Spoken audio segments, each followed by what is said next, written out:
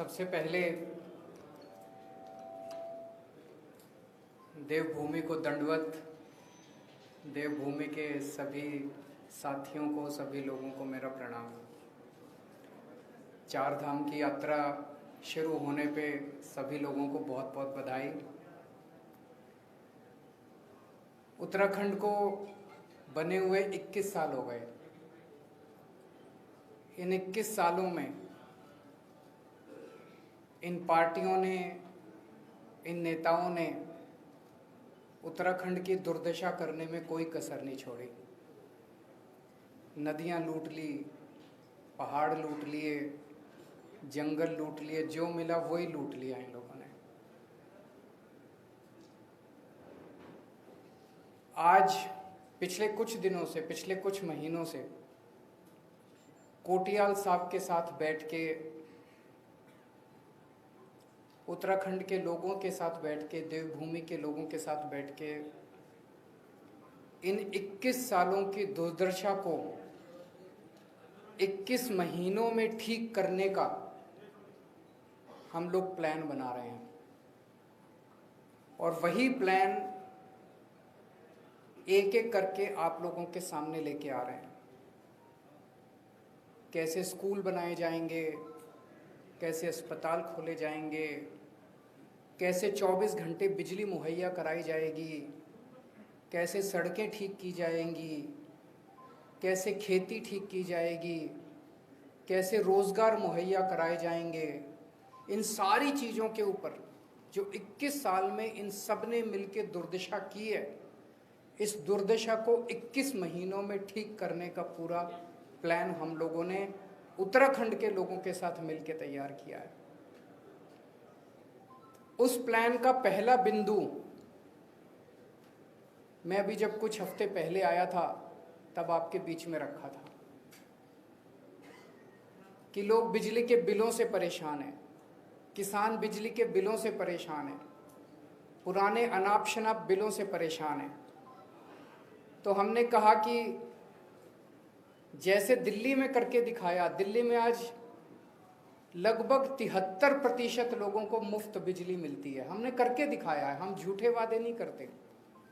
ऐसे ही उत्तराखंड में आम आदमी पार्टी की सरकार बनेगी तो 300 यूनिट बिजली मुफ्त देंगे, पुराने बिजली के बिल माफ करेंगे, किसानों को मुफ्त बिजली देंगे और 24 घंटे, ऐसा नहीं कि भाई इर्रेस्पॉन्सिबल स्टेटमेंट है, कोई कहेगा मुफ्त बिजली देंगे तो बिजली नहीं आएगी।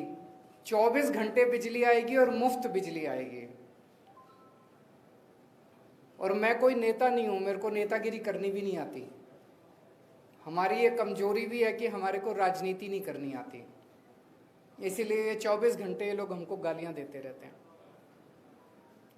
लेकिन मैं जो कहता हूं वो करता हूं, और कहने के पहले पूरा होमवर्क करके आता हूं।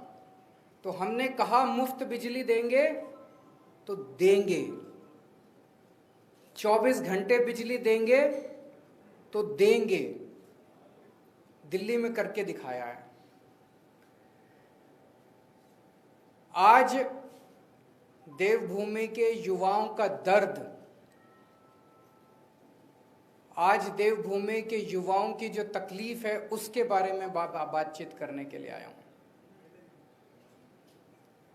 जैसा भी कोटियाल साहब कह रहे थे, उत्तराखंड के युवा में खूब एनर्जी है। उत्तराखंड के युवा को जब भी अवसर मिला उसने गजब के काम करके दिखाए हैं। उत्तराखंड का युवा जब फौज में जाता है तो गजब की शक्ति दिखाता है।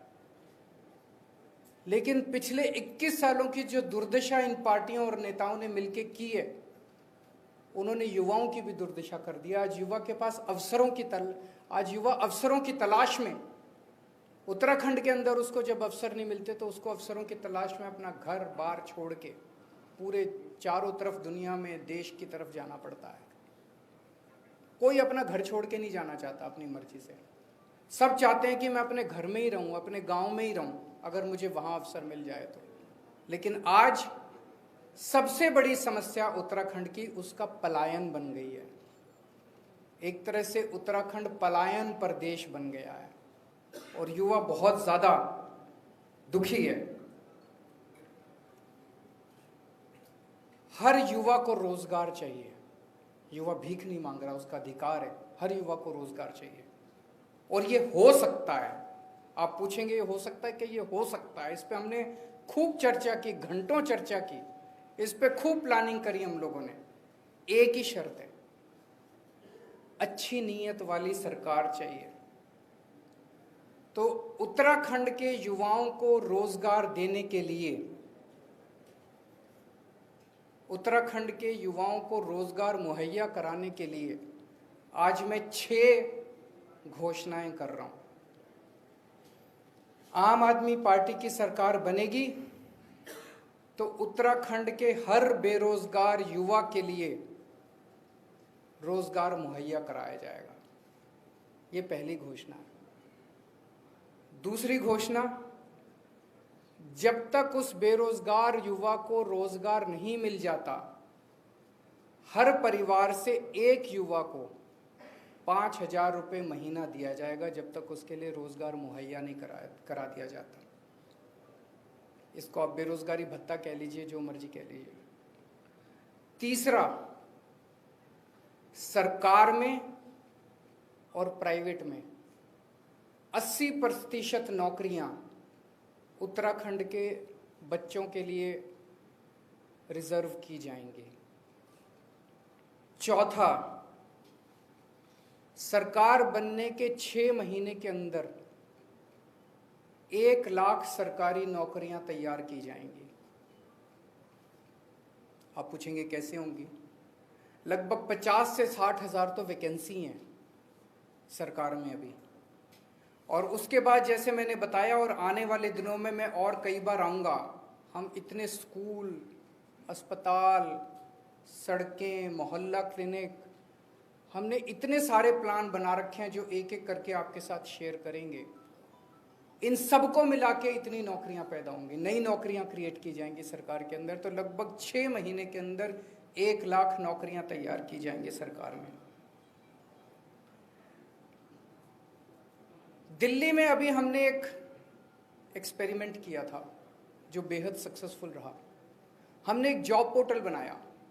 हमने कहा भाई, जो नौकरी देने वाले हैं वो इस पे अपनी सारी नौकरियां कर दो, और जो नौकरी लेने वाले हैं वो भी कर दो। कोरोना के वक्त में बहुत सारे लोग बेरोजगार हो गए थे। आपको जान के ताज्जुब होगा, 10 लाख नौकरियां इस जॉब पोर्टल पे आई थी। 10 लाख नौकरियां इस जॉब पोर्टल पे एडवर्टाइज हुई थी। ऐसा ही जॉब पोर्टल उत्तराखंड के बच्चों के लिए तैयार किया जाएगा, जहाँ पे नौकरी देने वाले और नौकरी लेने वाले आपस में मिल सकें। और मैं समझता हूँ इसके अंदर बहुत बड़ी ताकत है। और छठा, एक अलग से मंत्रालय बनाया जाएगा, रोजगार और पलायन मामलों का मंत्रालय। उस मंत्रालय का काम होगा कि रोजगार के नए नए अवसर तैयार करना एक तरफ, और दूसरा, युवाओं को पलायन करने से रोकने के लिए सभी उचित कदम उठाना। और तीसरा, जो लोग उत्तराखंड छोड़ के चले गए हैं वो अगर वापस आना चाहते हैं, पलायन कर चुके हैं, वो वापस आना चाहते हैं, उनके लिए उचित कंडीशंस तैयार करना। हमने बैठ के इसका काफ़ी, जैसा मैंने कहा कि 1 लाख तो ये 6 चीज़ें मोटी मोटी हैं। 1 लाख तो सरकारी नौकरियां तैयार की जाएंगी। प्राइवेट सेक्टर में बहुत नौकरियों का स्कोप है।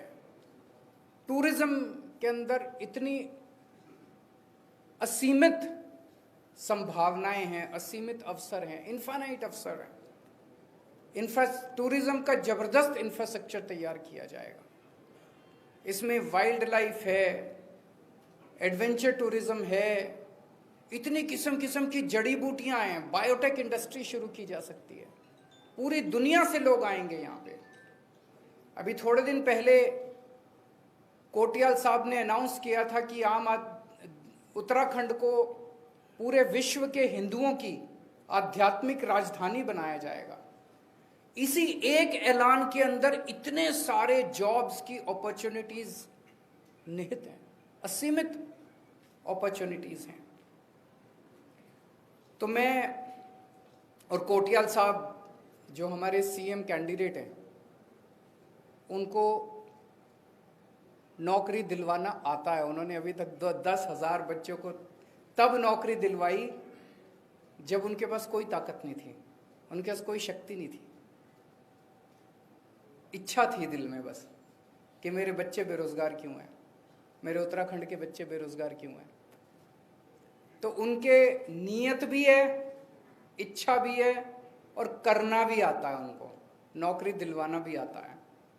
तो अगर आप भाजपा को वोट दोगे तो हर महीने एक सीएम मिलेगा, और अगर आप आम आदमी पार्टी को वोट दोगे तो 5 साल का एक स्टेबल सीएम मिलेगा जो आपके बच्चों को रोजगार देगा।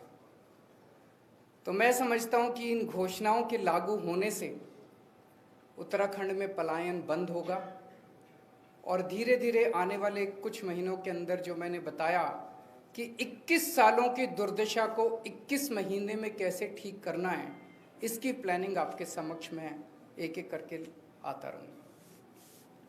अगर आपके कोई प्रश्न है तो एक एक करके ले लेंगे तो सवाल। 1 मिनट एक एक करके सुन लेते हैं। आर्थिक स्थिति बेहद खराब है उत्तराखंड की, कई सारे काम हम नहीं कर पाते, सरकार की सैलरी नहीं दे पाते कर्मचारियों को, उसको लेकर क्या जब हाँ, मैं वो बड़ा इंपॉर्टेंट क्वेश्चन है, उसको एक बार जवाब दे दूं। उन्होंने पूछा कि उत्तराखंड की सरकार की आर्थिक स्थिति बहुत ज़्यादा खराब है, यहाँ तक कि तनख्वाह देने के भी लाले पड़े रहते हैं, ऐसे में इतनी बड़ी बड़ी घोषणाएं कैसे लागू करेंगे। इसमें मैं बस आपको एक ही उदाहरण दूंगा जो हमारा तो एक्सपीरियंस भी कम है, हम तो नेता भी नहीं है। दिल्ली चला के देखी है हमने। दिल्ली में भाई साहब जब हमारी सरकार बनी थी 2015 में, उसके पहले जब मैं लोगों को कहता था बिजली फ्री करूंगा, पत्रकार मेरे से यही क्वेश्चन पूछते थे, जी दिल्ली में तो तनख्वाह देने के भी पैसे नहीं है, दिल्ली सरकार तो घाटे में चल रही है, दिल्ली में तो बिल्कुल पैसा ही नहीं है, आप रेवेन्यू कहां से लाओगे। तो मेरा छोटा सा 6 साल का दिल्ली सरकार चलाने का एक्सपीरियंस है, सरकारों में पैसों की कमी नहीं है, नीयत की कमी है। हमने 6 साल के अंदर, आज ये मैं नहीं कह रहा, सीएजी की रिपोर्ट आई है 2019 की, आप पढ़ना सीएजी की रिपोर्ट। 2015 में हमने सरकार बनाई, 4 साल के अंदर दिल्ली का जो घाटे का बजट आता था, 4 साल के अंदर वो नफे का, प्रॉफिट का बजट आने लग गया। सीएजी की रिपोर्ट है कि पूरे देश में अकेले दिल्ली सरकार है जो नफे का बजट दे रही है। क्यों? हमने क्या किया? भ्रष्टाचार खत्म कर दिया। एक छोटा सा उदाहरण देता हूं, एक फ्लाईओवर बनना था, वजीरपुर फ्लाईओवर का भी जाओ तो देख लेना, 325 करोड़ का बनना था। अब सरकार में अगर कोई 325 करोड़ का फ्लाईओवर बनना और उसका एस्टीमेट 325 करोड़ हो, तो वो बनते बनते बनते बनते 1500 करोड़ का बनता है कि नहीं बनता? और अगर 2 साल में पूरा होना तो 10 साल में पूरा होता। हमने 325 करोड़ का फ्लाईओवर 200 करोड़ में बना दिया। मुझे लगता है आज़ादी के बाद की पहली सरकार होगी जो 325 करोड़ का फ्लाईओवर सरकारी 200 करोड़ में पूरा करती होगी। हर काम में पैसे बचाते हैं भाई साहब। तो सरकार में पैसे की कमी नहीं है। जितनी घोषणाएं मैं कर रहा हूं, ये सारी एक एक घोषणा पूरी होगी। एक मौका कोटियाल साहब को देके देखो आप लोग।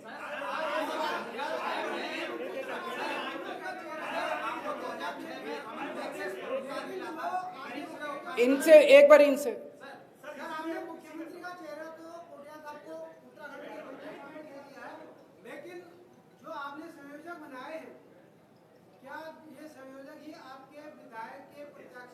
या जो बाद में अन्य 2 पार्टी से तोड़ के आएंगे लोग और अपनी थैली लेके आएंगे, उनको देंगे। थैली किसी से नहीं लेंगे भाई साहब, थैली लेंगे तो आपसे लेंगे।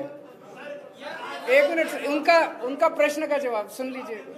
उनका प्रश्न ये है कि कोटियाल साहब को तो सीएम कैंडिडेट बना दिया, अब आपने अपनी पार्टी के कुछ वो अनाउंस किए हैं, अधिकारी प्रभारी अनाउंस किए हैं तो क्या इनको आप कैंडिडेट बनाएंगे या कैंडिडेट दूसरी पार्टियों से जो थैलियां पैसे की लेके आएंगे उनको बनाएंगे? पहली चीज़ तो हमारी पार्टी में थैली का सिस्टम नहीं है। जैसा मैंने कहा, हमें राजनीति भी नहीं करनी आती और भ्रष्टाचार भी नहीं करना आता, ये हमारे खून में ही नहीं है, पहली चीज़। दूसरी चीज़, इनमें से कई लोग कैंडिडेट भी बनेंगे और कई लोग पार्टी की जिम्मेदारी भी संभालेंगे। पार्टी भी संभालनी जरूरी है। अगर सारे कैंडिडेट बनेंगे तो पार्टी कौन चलाएगा? कुछ कैंडिडेट भी बनेंगे और कुछ। तीसरी चीज, दूसरी पार्टियों के अंदर अच्छे लोग आज बहुत ज्यादा वो महसूस कर रहे हैं, घुटन महसूस कर रहे हैं। सभी अच्छे लोग, जो जो उत्तराखंड का विकास चाहता है, जो जो उत्तराखंड के युवाओं के रोजगार के लिए, बिजली के लिए, पानी के लिए, सड़क के लिए लड़ना चाहता है और जो ईमानदार है, उन सब का आम आदमी पार्टी में स्वागत है। सब लोग अपनी अपनी पार्टियां छोड़ दो और आम आदमी पार्टी में आ जाओ। एक बार इनसे, हाँ ये गड़बड़ हो गई माइक, अगली बार से माइक की हाँ कोई बात नहीं, अब हाँ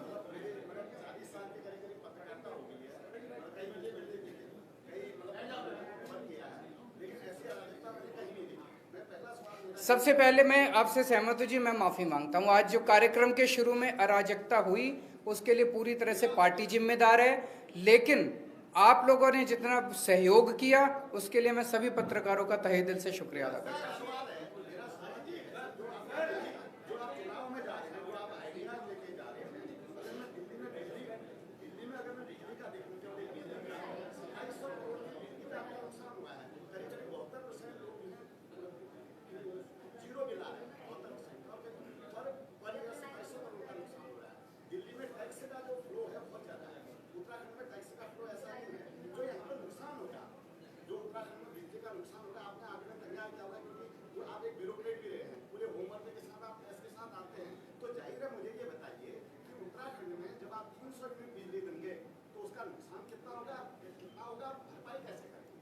देखिए, उसको नुकसान नहीं, उसको सब्सिडी कहते हैं।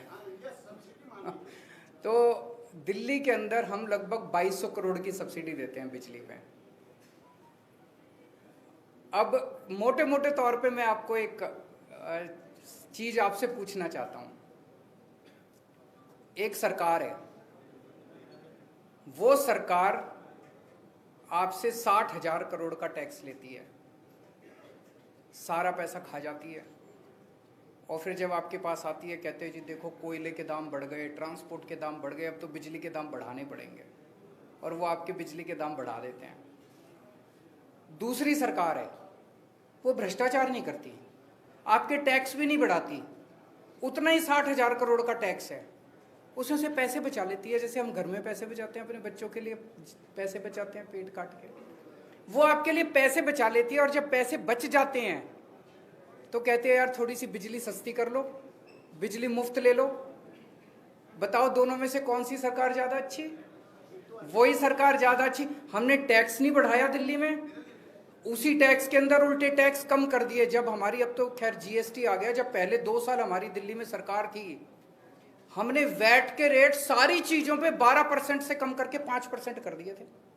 टैक्स के रेट कम कर दिए, टैक्स की चोरी बंद कर दी। कलेक्शन हमारी 30,000 करोड़ से 60,000 करोड़ हो गई दिल्ली के अंदर। उसी से आप लोगों को फायदा पहुंचाया, हमने कोई एक्स्ट्रा टैक्स नहीं लगाया उसी चीज को। इसी तरह से उत्तराखंड के अंदर उत्तराखंड के फाइनेंसेस को ठीक किया जाएगा, चोरी को बंद किया जाएगा, भ्रष्टाचार को खत्म किया जाएगा। इसीलिए हम एक ईमानदार आदमी को मुख्यमंत्री का कैंडिडेट बना रहे हैं। एक क्वेश्चन इधर से, ये बहुत देर से बेचारे बोल रहे हैं। 2006 में आपको रमन मैग्सेसे पुरस्कार मिला था गरीबों के उत्थान के लिए। आज आम आदमी पार्टी का ट्रेंड वीआईपी कल्चर दिखा रहा है, ऐसा क्यों? कहाँ है वीआईपी कल्चर? सर, आम आदमी पार्टी की गरीबों की तो बात ही नहीं की जाती है। ये गरीबों की बात है भाई साहब। सर, केवल बिजली और पानी के अलावा तीसरा कोई मुद्दा सामने आज रोजगार गरीबों को चाहिए कि नहीं चाहिए बताओ? एक मिनट, ये बड़ा इंपॉर्टेंट क्वेश्चन है। एक मिनट देखो, एक मिनट सुनो। अगर हम बिजली मुफ्त दे रहे हैं, इससे गरीबों को फायदा है कि नहीं है? अगर हम 24 घंटे बिजली देंगे, गरीबों को फायदा। अगर मैं किसानों की बिजली माफ कर रहा हूं, किसान तो सबसे गरीब तबका है अपने देश का। कौन बात करता है किसानों की? बस वोट लेने जाते हैं। अगर मैं सरकारी स्कूल ठीक करता हूँ, सरकारी स्कूल में समाज का सबसे गरीब तबके का बच्चा जाता है, अगर मैं एक मिनट कैबिनेट की बात कर रहा हूँ सर, क्या आम आदमी पार्टी के जो मंच पे बैठे हुए मंचासीन लोग होते हैं, मैं उनकी बात कर रहा हूँ, उसमें गरीब आदमी शामिल नहीं है। अब मतलब ये सारे कोई साहूकार तो है नहीं जी, ये सारे आम लोग हैं आप ही की तरह। हाँ जी, उधर से एक क्वेश्चन पूछ रहे थे। अच्छा, एक इनसे ये बहुत देर से पूछ रहे हैं।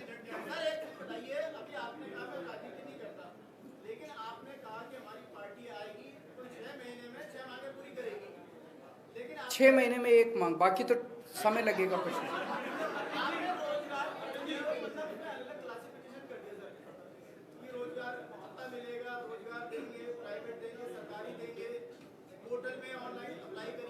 अलग अलग क्या रोजगार, हाँ रोजगार मुहैया कराना है सबको, रोजगार मुहैया कराने के कई सारे कदम उठाए जाएंगे। हाँ बताइए। हैं जी, एक एक करके पूछ लीजिए, पूछे। एक मिनट एक मिनट एक मिनट,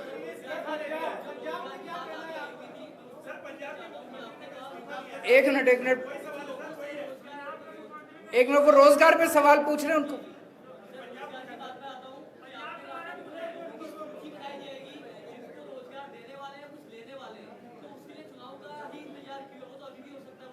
सरकार बनाएगी, जब सरकार, दिल्ली सरकार ने, सुनिए एक मिनट, अच्छी बात बोली आपने।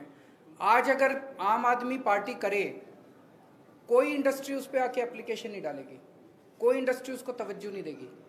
आज अगर आम आदमी पार्टी करे, कोई अप्लाई भी नहीं करेगा। कौन करेगा? कहेंगे अपनी पार्टी का नाम चमका रहे हैं जी, डेटा इकट्ठा कर रहे हैं। जब सरकार करती है, उसका खूब प्रचार करती है। आप खुद देखो कि दिल्ली के अंदर जैसे ही हमने डाला, 2 से 3 महीने के अंदर, जब हमने जॉब पोर्टल कोरोना के टाइम में बनाया, 2 से 3 महीने के अंदर 10 लाख नौकरियां उस पर एडवर्टाइज हो गई। मैं तो खुद आश्चर्य, जब मैंने बनाया था मुझे उम्मीद थी कि अगर 1 लाख भी नौकरियां आ जाएंगे तो मैं उसको बड़ा सक्सेसफुल समझूंगा। 10 लाख नौकरी तो सरकार बनाएगी, उत्तराखंड सरकार करेगी ये काम।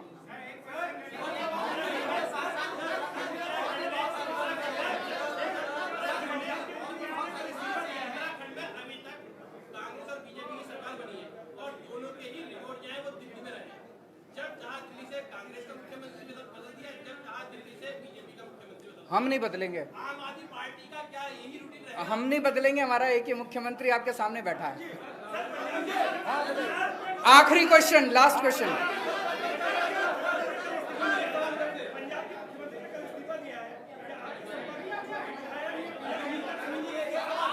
कोई नहीं है हमारे संपर्क में, कोई नहीं है।